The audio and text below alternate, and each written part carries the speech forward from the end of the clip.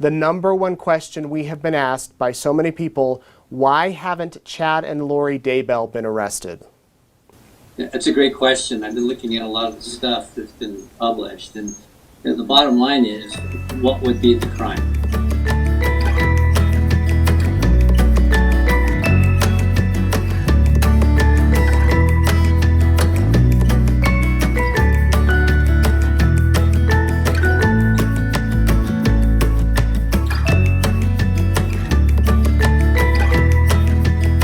Hey friends, how are we doing? Today we're going to discuss our favorite doomsday duo, Chad Daybell and Lori Vallow. Like I told you guys last night, it was confirmed that yesterday afternoon, Chad Daybell and Lori Vallow boarded a plane in Kauai and they were apparently heading to Maui. Now at this time, there's not a lot of information that has come out about what their possible future travel plans could be, nor has a lot of information come out about what law enforcement plans to do moving forward. Now, while we wait to get more confirmed, verified information about what is going on with Lori and Chad at this exact moment, we are going to go ahead and talk about the one burning question that has plagued this case forever and has even now gained more steam since the airing of Dateline on Friday, February 14th. And that question, my friends, is why haven't Lori Vallow and Chad Daybell been arrested? Before we get started, I want to welcome each and every one of you to my channel, and I want to thank each and every one of you for tuning in to get more information about the Lori Vallow and Chad Daybell case. With a handful of mysterious deaths, a couple of attempted murders, these weird extremist religious beliefs, and 2 missing children, to say that this case is unique is an absolute understatement. This case has so many bizarre layers. And at the end of the day, the only thing that matters at this very moment is figuring out where JJ and Tylee are. I am consistently uploading information about this case, so I invite you guys all to subscribe to go ahead and follow this case along with me. I would love for you to be part of the conversation. Go ahead and hit subscribe, ring that bell, drop a comment down below. All of these things are free, and it really does help this channel. I would like to get to know each and every one of you, and I would love to know what your thoughts on this case are. So let's go ahead and talk about what some reasons could be why they're not being arrested at this time. So it's a pretty simple question, right? Why haven't they been arrested? Why? Clearly, there's some shady shit going on around these people. They obviously have something to do with it. Just lock them up, throw away the key, beat some information out of them, and let's get to the bottom of this.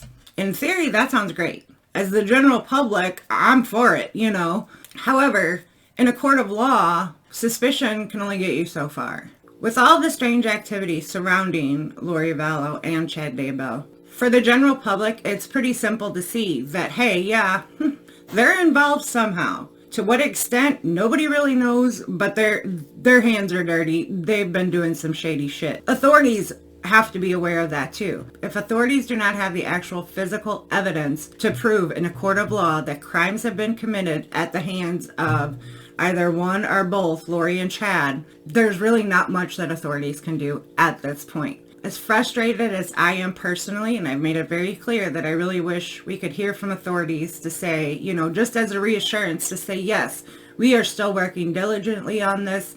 You know, we can't disclose what our plans are or what's been going on, but yes, be assured that things are happening. That's all I'm wanting. Even though they've not come out and said that, I do firmly believe that they are busting their ass. They're being bombarded with, why haven't they been arrested? Just arrest them already. And that's what it comes back down to. What we saw at the very first second of this video is, arrest them for what? If there's not concrete evidence that a crime had been committed, they can't arrest them. The public expects that they're going to be arrested and just held indefinitely until information comes out. No. You can already see neither one of them are going to talk. They both already have lawyers. They are going to ask for their lawyer, use their right to remain silent to the fullest extent, and that'll be that. I've seen a lot of people ask, why wasn't she arrested when she defied the court order? That's a damn good question. Why? You had your chance, go get her, be done with it. Some people would say, well, she defied the court order to get the kids back to Rexburg, you know, a week or two ago. Is that sufficient enough to have her extradited back to Idaho? So it's potentially leverage that they can use against her. The next step in that process to get a warrant, depending on what the charge is, there may very well be ground to have extradited back, at least to address that question: where are the children? Because that would just be it. They would be done with it. Past the contempt of court, as far as the public is aware of, they have no evidence that any other crimes have been committed by Lori Vallow. So let's say that they did go and arrest her. Let's just say they did. Okay, great. Legal experts weighing in from all over, some saying that she could have been given a $5,000 fine. That would have been it, a slap on the wrist, walk away. There's other experts weighing in saying that they could actually hold her in contempt of court in a cell until she provides that information. What will happen? We'll just have to see. But had they gone ahead and played that card and arrested her right away, then what? If the punishment would have just simply been that fine and then she was allowed to go on her merry way. Because right now, or that possible contempt charge is kind of like their leverage. That's their ace in the hole. That's the only thing they have really over her that the public is aware of. Chad Daybell's name was not on that court order. So right now, the only one that has committed the crime of contempt is Lori. Chad is pretty much scot-free for the time being. Now, aside from Tylee and JJ being unaccounted for, we are looking at the death of Charles Vallow. We are looking at the death of Tammy Daybell. We are looking at the death of Alex Cox as all suspicious. We also have the attempted murder of Brandon. And I also imagine that as that time goes on, we're going to see more and more victims of these two come to light. Maybe not on such a grand scale as what we've seen with what we know so far, but there are going to be people who have been a victim of theirs to one extent or the other. Today I'm just going to focus on what the possibilities could be as far as charges against Lori and maybe even Chad in regards to Tylee and JJ. I found an article that came out of Idaho.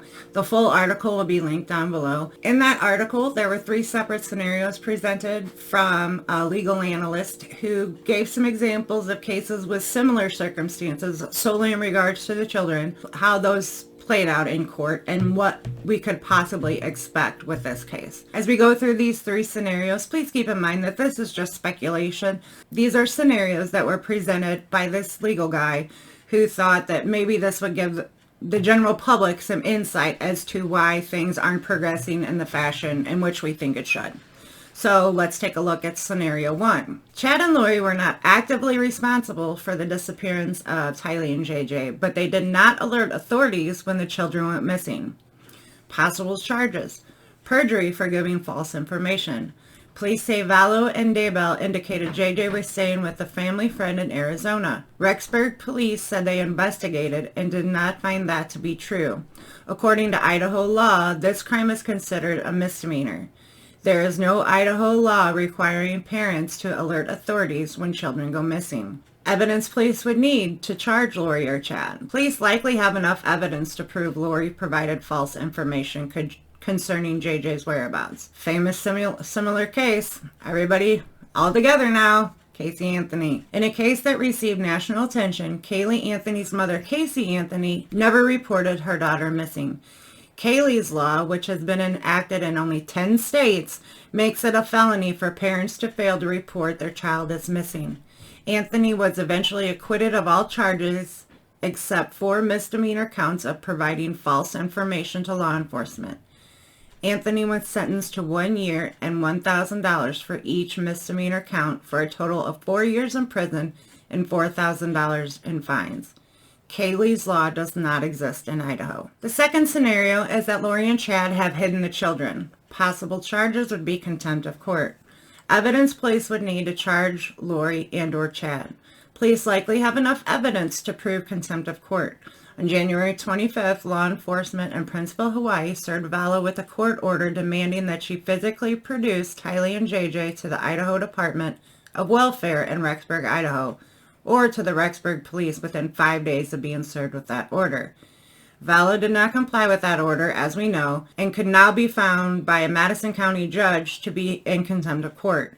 Per Idaho law, a misdemeanor for contempt carries a penalty of up to $5,000 and a maximum in 5 days in jail, or both. In Baltimore, there was a case with a lady named Jacqueline Bucknight. She was ordered to produce her child in court. She claimed to have left her son with a friend, but would not reveal anything more. In a case that went all the way to the United States Supreme Court, she claimed that forcing her to disclose her son's location violated her Fifth Amendment right to not to self-incriminate. The Supreme Court ruled the Fifth Amendment does not protect a custodian from refusing to produce his or her child pursuant to a court order. Despite this ruling, she refused to produce her son. A Baltimore judge continued to find her in contempt of court for 7 years. She spent those 7 years in jail. After that, she was released and has never been convicted for further charges regarding her son. Her son has never been seen since. The third scenario would be that Lori and or Chad are responsible for the death of Tylee and JJ, but police cannot find their bodies. The charge would be murder. According to a former federal homicide prosecutor and expert on no-body murder cases, in cases where there's no body but police believe a murder was convicted, evidence is most likely to come from forensic evidence such as blood, hair, fingerprints, confessions to family and friends, or even confessions to the police. When none of these are available, Alton Kenny said it is possible to prove victims are dead through what he calls negative inference. This involves proving all expected normal routines are not being met. For example, a teenager may suddenly stop all social media activities, stop speaking to all friends and relatives, stop continuing to pursue life milestones such as getting a driver's license or even applying for a job. These negative inferences may convince a jury that a missing individual has died. Then the court can prove someone is responsible for that death. According to Kenny, however, cases involving negative inference take a long time to prove, and police may wait a full year before bringing charges. Famous similar case, which is another case that I've been obsessed with for way too long, is the case of Susan Powell. More than 50 people had been convicted of murder without a body being found. However, when police lack forensic evidence or a confession, it becomes more difficult. When Susan Powell went missing in 2009, her husband Josh Powell claimed she had abandoned the family. Despite a mountain of strange circumstances surrounding Josh, he was never charged with her murder. In 2012, Josh killed himself and his 2 sons. I hate to even mention this, but could this be one of the cases where they can't charge them unless they find a body, the bodies of the children, or they find them alive, which is, of course, what everybody's hoping for? Yeah, that's always a possibility, especially in a case like this. I think that what is also out there are the other cases that are currently under investigation. They're related to her new husband or to her herself, related to the death of previous husbands, the new guy's wife. So those are also opportunities that may lead to further discoveries in this case. I'm fully aware that this video does not even come close to providing a concrete answer as to why no arrests have been made so far in regards to the disappearance of Tylee and JJ. I get that. I do want to share the information that I have found with you guys in hopes to provide some understanding as to why we're not seeing the Roscoe P. Coltrane roll up and cuff them and stuff them right there in Hawaii. It would be so much easier if that were the case. Unfortunately, it's just not right now. Hopefully soon we will get some progress in this case whereby one of them, if not both of them, are taken into custody for one reason or another. I think it's amazing that Dateline finally put a national spotlight on this case. Every day I read and I research and I provide you guys with content that I know is confirmed and verified in hopes that we can bring Tylee and JJ back to family and friends who want to see them nothing but happy and healthy and safe and sound. Dateline turning up the heat, specifically on Lori and Chad, really makes my day. I do not by any stretch of the imagination condone bullying or threats that we all know can come from the internet world. I do not want to see that towards Lori and Chad, but I do like the fact that they were uncomfortable enough that now they had to uproot themselves and relocate. With Dateline coming, suddenly they feel the need to move because everybody on that island knew who they were. Well, I don't know how stupid they are to think that if they just go to another island, nobody's going to know who they are there either. That's not going to be the case. This handmade sign on the speed limit sign in Hawaii absolutely makes my day. I think this is phenomenal. I love the passive aggressiveness. It just gets the point across without being too in your face. I dig it. Now, Nate Eaton is reporting via this tweet, there's some tension between the Doomsday duo. I mean, the honeymoon period has come to an end. I don't know if his angels from the other side of the veil have told him that it's time to relocate, or if any shred of common sense is coming back to either one of their minds. But the fact that they're on the move means that they are feeling the burn. When people get desperate, that's when they make mistakes. So we'll just have to wait and see exactly what goes on next. Unfortunately, with these two, they are very unpredictable. As we know, they have some very off-the-wall thought processes, as we know, and they really don't seem to give two shits about answering the questions authorities have for them. They're just not interested. Maybe their grandiose way of thinking has finally gotten them as far as it's going to get them, and now they're going to have to realize that, no, you are human. You're just like the rest of us. Hate to break that to you. You're going to have to face the consequences of your actions just like everybody else on the planet. That's all we're going to go over for right now. I invite you to go ahead and read that entire article where I got those scenarios from. That's linked down below. Watch the entire video that Nate Eaton posted with Frank Montoya. Again, I invite you guys to go ahead and give me a big thumbs up. Go ahead and hit subscribe so we can follow this case together. I have a feeling we're going to be here for a hot minute trying to get to the bottom of all these crazy scenarios. I have taken the step to start looking at some of Chad's writings. I can only handle that in small doses. I am not afraid that I'm going to be converted and bowing at his feet. I'm not worried about that. It's just a lot to comprehend. The hardest part to comprehend is that these were fictional works of art that he created. They were marketed as fictional stories. He said for a while they were fictional stories. Now suddenly they've become like the guide to life for himself, for Lori, and all of their little followers, which is quite scary when you really start looking at some of the words in here. So I am reviewing some of those, literary works of art, if you will. I'm going to discuss those in an upcoming video.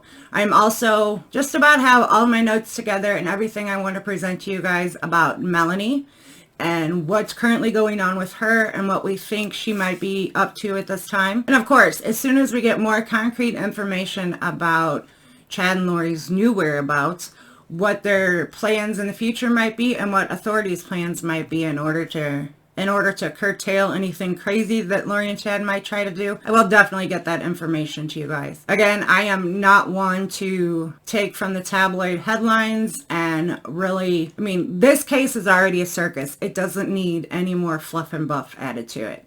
I'm a pretty big stickler about presenting you guys information that has been confirmed, things that I can back up with sources, and knowing that those sources are reputable and that they know what the hell they're talking about. I would be doing Tylee and JJ a disservice if I brought you information that was incorrect. So all that being said, thank you guys for spending your time with me. I realize your time is valuable, and the fact that you took a little bit out of your day to come hang out with me is awesome. I appreciate each and every one of you. Go ahead and hit all those buttons down below. Let's see what they all do. Drop a comment down below. I would love to know what you guys think the holdup is for law enforcement not putting Chad and or Lori both into custody at this time. Until next time, make it the best day possible. Take good care of yourselves out there. Make good choices. See you when I see you.